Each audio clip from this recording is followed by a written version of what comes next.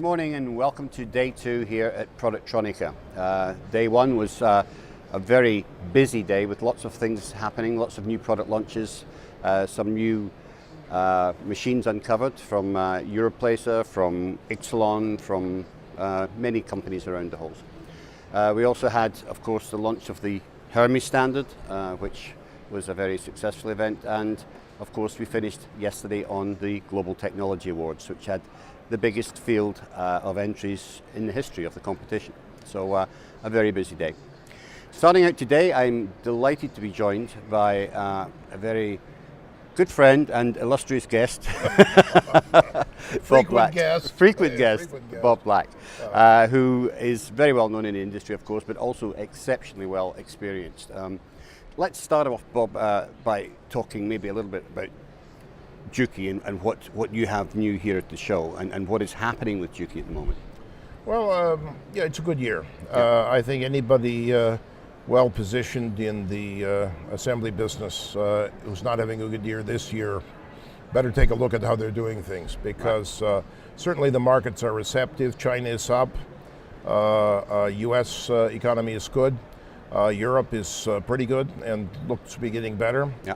So it's a unique time, you know. I mean, all boats are rising, you know. Yeah, and so it's a time really to take advantage of that. Mm-hmm. You know, at Juki we're continuing our program, steady program of line solutions, being able to put solutions together for the customer that fits all areas of his manufacturing needs. And yeah, in that we're introducing a new printer from GKG. This is designed for the 03015 and the 0201, which will launch next year in Asia. Mm-hmm. These micro spec components, and to print them is not trivial. No. And you know, GKG has come with a new printer, the Titan, which is probably the most accurate printer in the industry. It features a very interesting new innovation, which locks the stencil in place after alignment by vacuum holding it down to the rails, and doesn't allow it to move whichever direction of print. Mm-hmm. So that's absolutely necessary, we find, with the 03015 because of the small amount of solder paste you're leaving. It also has a small aperture inspection and cleaning cycle, automatic, which inspects itself and initiates cleaning as needed, to make sure these apertures don't get blocked. Yeah.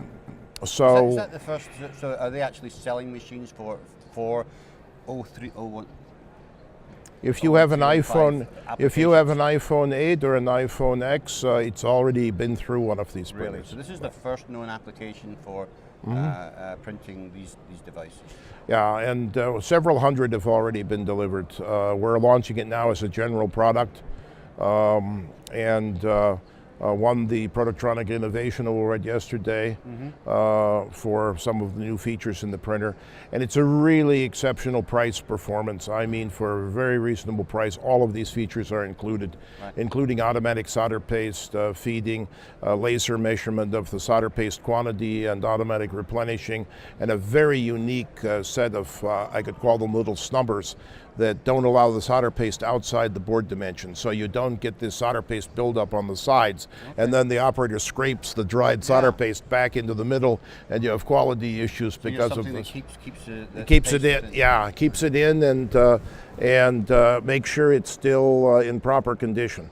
So you know, really, we call it a lights out operation printer. I mean, once it's set up and running, it really doesn't need an operator. It will notify you if anything goes wrong, and it will communicate to the factory floor control on its progress, all traceability information, and any interruption or if it needs attention. So it's really the first move towards a lights out printer in our industry. Piece of equipment, and it's nice to see some technology, some really innovative technologies coming into the printer space, because you know, industry-wide, there's not an awful lot happening in that space. No, and you know, one thing I can say about our partners GKG, you know, Glenn Q has invested a tremendous amount of money in modernization, the new factory last year, and a lot of R&D in this printer. And he was asked actually by the customer to design this printer specifically for this task. Right. So it actually started out as kind of a customer request to customize a printer to be able to do this. And we developed these things, and then we're able to commercialize them and turn them into a regular model. Right. Right, that's quite often how these things start. So you're also very big in the storage business, and there's been some changes or some modifications to that where you further automated it. Can you talk a bit about that? Yeah, I mean, we see the component storage and component management and inventory management is a critical part of the Industry 4.0 picture.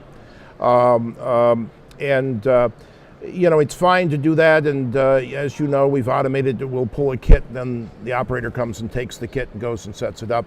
And we have some customers now, especially some large Japanese and Chinese companies, who want to automate that. They don't want any people involved in the moving of components. Yeah. So what we're showing at the booth here is the ability to pull the kit, have it picked up by an AGV and taken to the line. Yeah.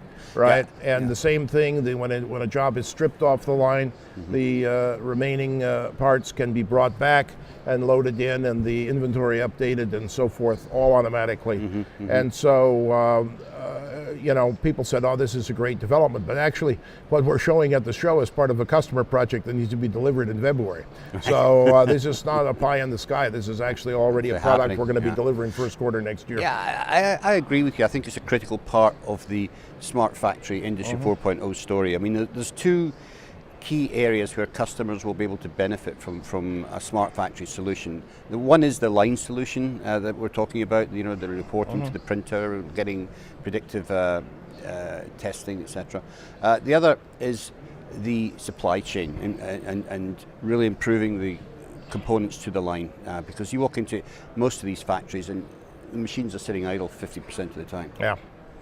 No question, and I think part of the modernized factory will be a real measurement of efficiency. Yeah. You used to have these guys go in and do factory audits and kind of, it's 68%. Yeah. Yeah, right. Yeah. So now you'll actually see what it is down to the 1/10%, and good or bad, you'll be getting the news. Yeah. But no, Sigi, I mean, we've made a lot of progress with them, with Juki. We signed a licensing agreement last year so we could also start manufacturing in Japan. We're now manufacturing the two major models also in Akita, in our main sheet metal factory at Akita Saimatsu. And so we're at full capacity in our Italian factory at Asigi, and we're ramping up capacity to build in Japan, with our goal being able to deliver 100 units a month out of Tokyo and at least 25 to 30 out of Italy. Right, okay, interesting. Let's talk a little bit very quickly about the Smart Factory Industry 4.0 changes and how they're affecting the industry. We've seen, obviously, there's a bit of competition going on between software companies for a standard that will be adopted as the industry standard. But we're also seeing, on the company fronts, we're seeing a number of mergers and acquisitions, or in your case, partnerships, so that you can provide the line solution. Where do you see that going in the future? I think it will continue. You see several companies in our industry, and usually it's the placement company as the anchor, so to speak. Right. But I think this standard thing, we have a ways to go. I mean, I don't know who the winner will be. In our position at Juki is we will support what our customers want to do.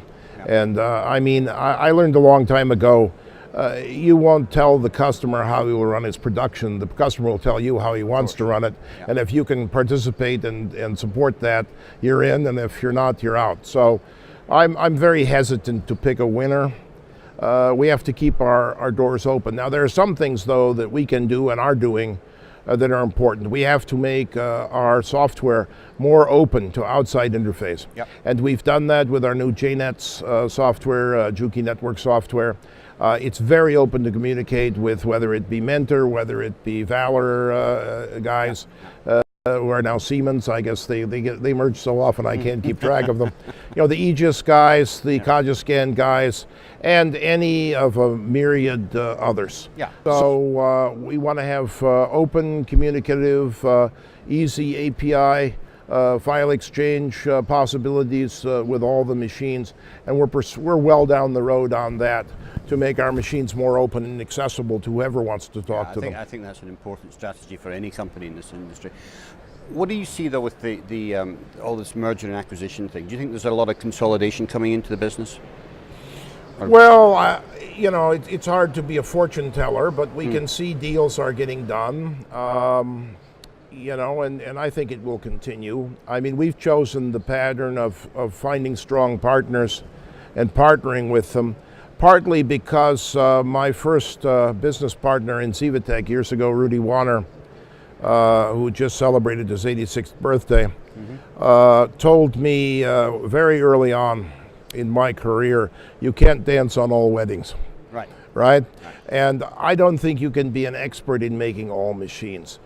And I think with the acquisition, you have the possibility and danger of changing the culture of your target, so it's not what you bought anymore. Culture is a critical component of any merger, you know. So, you know, GKG, when we made the deal, was a new company in printing, basically just selling in China.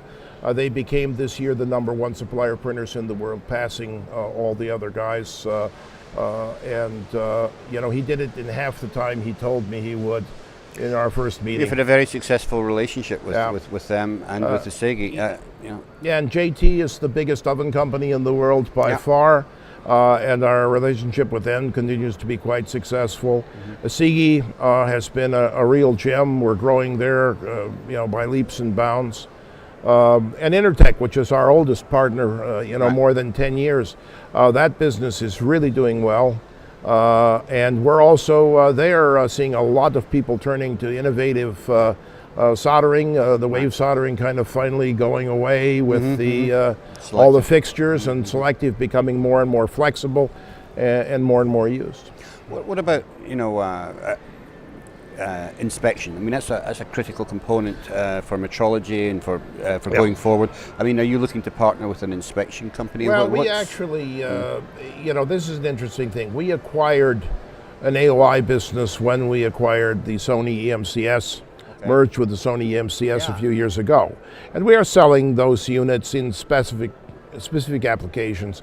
But again, we have worked with a number of different companies. You know, I often said placement is a very competitive business, and it is, but it's nowhere near as competitive as the AOI business.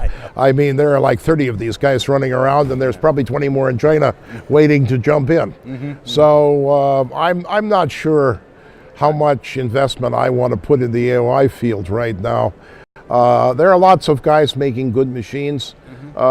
We can certainly partner with them, and we've worked with Cyber Optics. We've done some lines with Ko-Young. We've done some lines with Parmi on the SPI side, and we've done some lines with our own Sony generated stuff. So we're quite flexible in that area, but I'm not sure we want to jump on a wagon right now in that.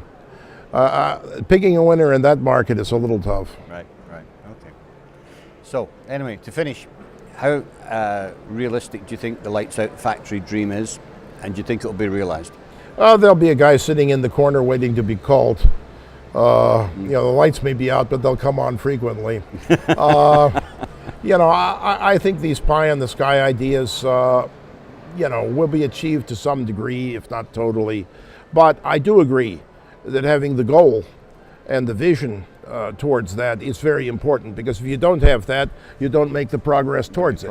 And the progress towards it is valuable. So I don't belittle the concept. I question how much of it we'll see. I mean, it won't be in my career, but maybe it will be in my successors.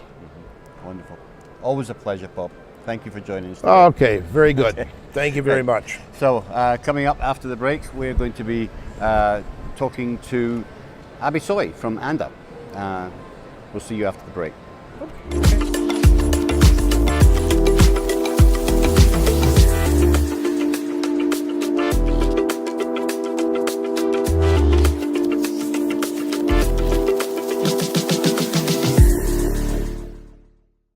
back.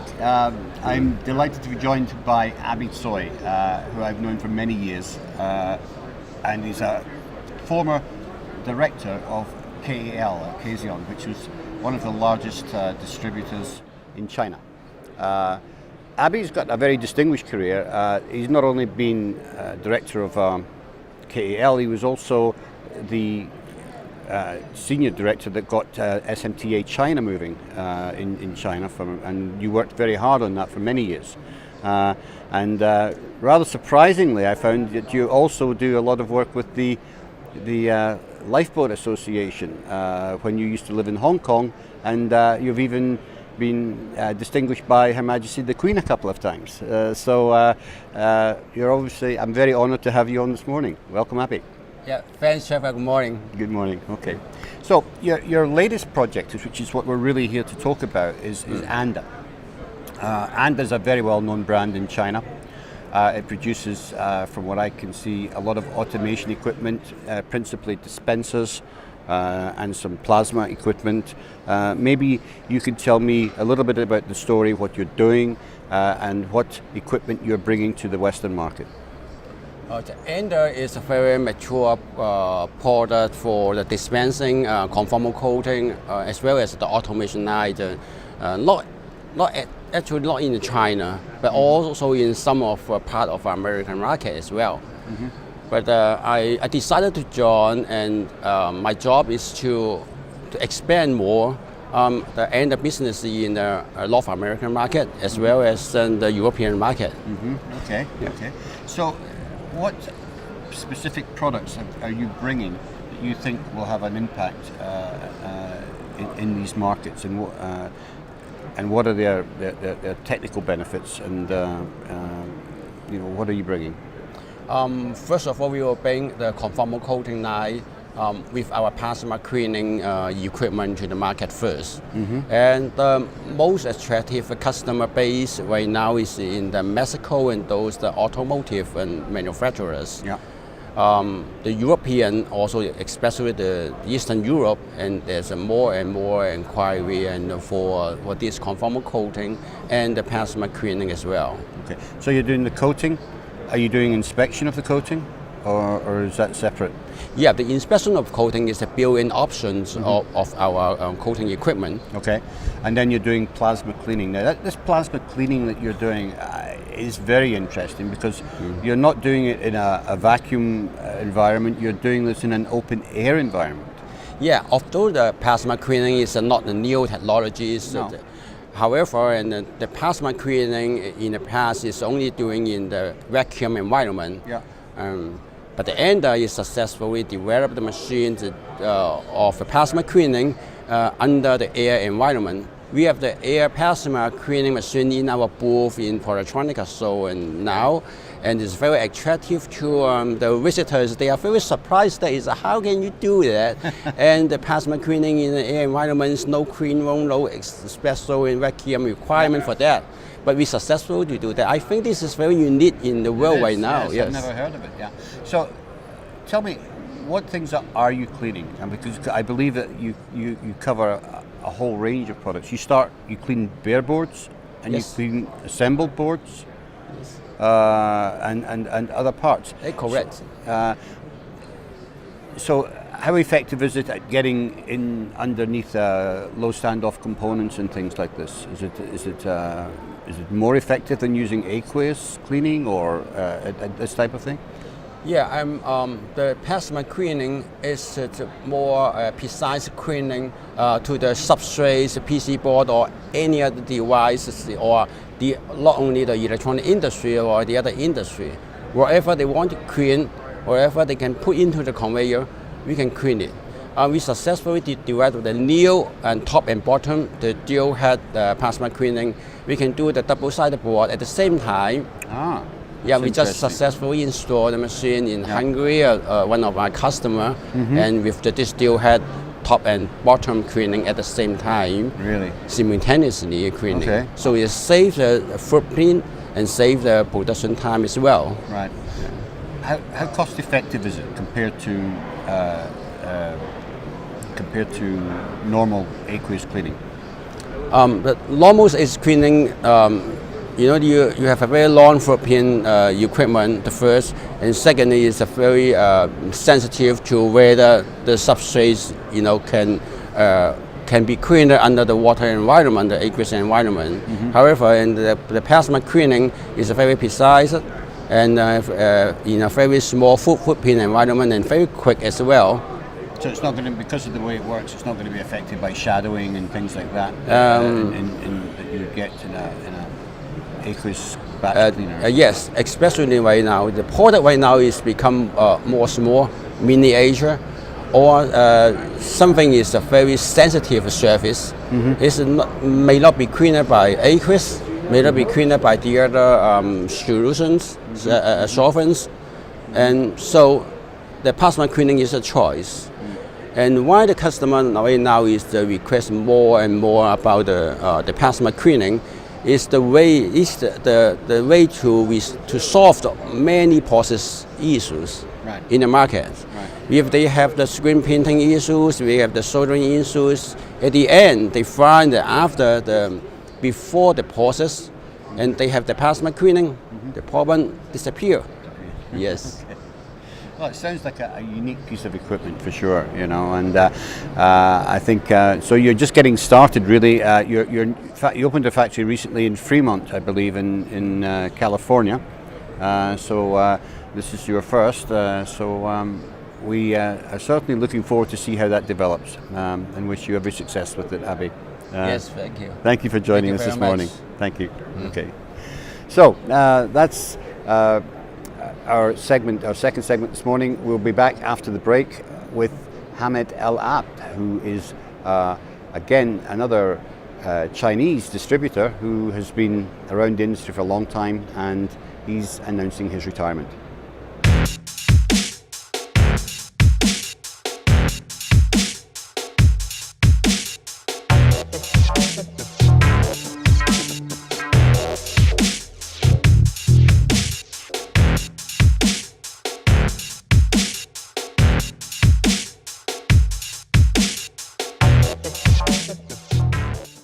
Welcome back. I'm delighted that we are now joined by Hamed El Abd, who has been in the industry for many years, in fact, and recently announced your retirement, didn't you, Hamed? So welcome to the program. Thank you. I'd love to take this opportunity to sort of look back over your career, because it has been very distinguished, and there's been a lot of twists and turns in the road that I think everybody would be interested to hear about. Going back to the very beginning, you are actually Egyptian. That's correct. By birth? By birth? Yes. But just? Just. Tell us a little bit about I was born 20 minutes after my mother came from New York, and 2 weeks later I'm back in America. So really? So yes. You almost got born in the plane? Almost, yes. Yeah, which would have been quite interesting. So then so where did you grow up? I mean, did you grow up? I grew up in Washington, D.C. That's my hometown. Okay. Yeah, okay. I have traveled during my early years as a kid, I would spend time in Switzerland, and I would go back and visit my grandmother in Egypt, but most of the time it was Washington, D.C. Washington, D.C. Yeah. Okay, and obviously you grew up there and you were educated in the U.S. Yes. You went to college there? Yes, that's correct. Everything was there. Undergrad, grad, and then elementary school all the way through. Yeah, wonderful. So, what was your first entry into the electronics industry? You know, it's a really funny story, but I was working for a company called Lanier, Lanier Business Products. They're out of Atlanta, Georgia. And I was in their teaching program, so I was teaching people, and I was in a Paris hotel, and it was Sunday morning, and I was going to go to a training session. So I came down to the lobby of this small French boutique hotel, and there's these two women, they're a mother and a daughter, and she says, "Good morning, are you going to church?" Because I was all dressed up, and I said, "No, I'm not going to church, I'm going to work." And she says, "You're going to work? It's Sunday morning, it's 7 o'clock. And make a long story short, you know, I left and they left, and then that evening she left a note, you know, to the gentleman that we met this morning, "Could you join us for a drink? I'd love to know what you do." And she was the daughter of Beckman Instruments. Oh. And that was her daughter along with her as well. Right. So I met her, we talked about business and the electronics industry, and her husband was Gordon Marshall of Marshall Industries, who was the chairman of Amistar. Yes. And she set me up with an appointment to go meet him, because she said, anybody who gets up at 7 o'clock on a Sunday morning, you got to meet my husband. I met him a year and a half later in San Francisco, and after talking to me at the bar on Perry's on Union Street, he offers me a job working for Amistar. And that's how I first got into this industry. They obviously saw your passion at an early age. Yeah. So Amistar, of course they make pick and place equipment, among other things. Well, they didn't. When They I didn't first at the got time. started, they made equipment for auto insertion. That's how they started, and they did very well in auto insertion. Odd form insertion, that type of thing. You know, dips and axials and radials. Excellent. Okay. So you actually, I don't know if you started immediately to become a global sales manager for them, or whether that I was. You were. That was Yes. the position you started at. Yes. And you continued doing that. Well, when we first started with them, they had zero international business, nothing.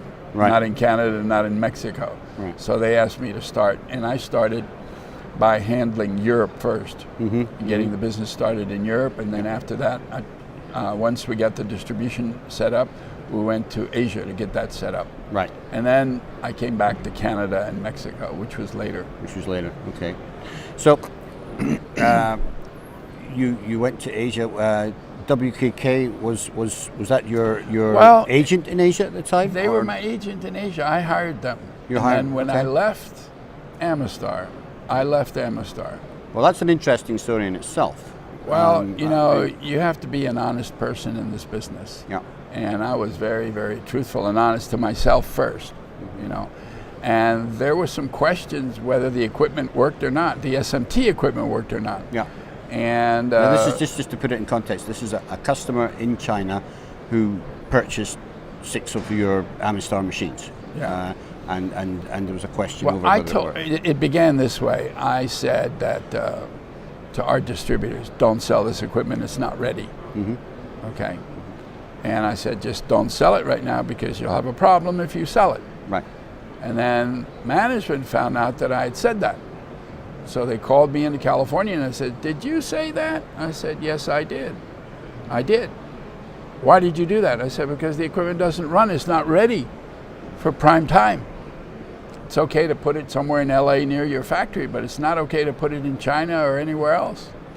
They said, no, you will sell it. I said, what do you mean I will sell it? You will sell it, or else? Or else what? They wouldn't say.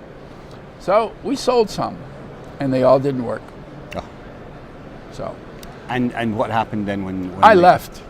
I left because there were lawsuits pending, and I didn't want to get involved in all of this dirty business. The lawsuits, who said what, when, where, and I said that's not the right way to do business. So I left, and then they went ahead and the lawsuits proceeded, and then they got resolved.